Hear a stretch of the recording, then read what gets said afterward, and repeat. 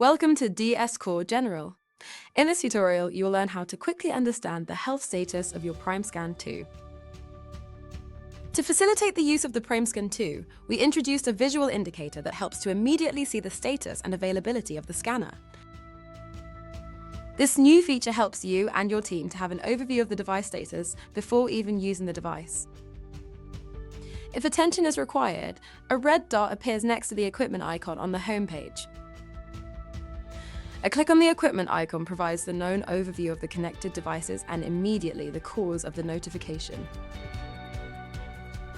The blue update available badge shows that a new firmware version is available.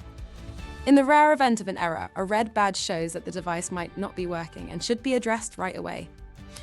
The orange warning badge shows that something might affect the device performance, but does not require immediate action by the practice team. You can find more details on the device detail page, including firmware status, last calibration date, and a description of the error or warning. A firmware update can be started directly from here, and the newly updated firmware version is displayed after completed installation. Once the update is installed or the warnings and errors have been resolved, the descriptions, badges, and red dot disappear from the detail, overview, and homepage respectively. The device is ready for use.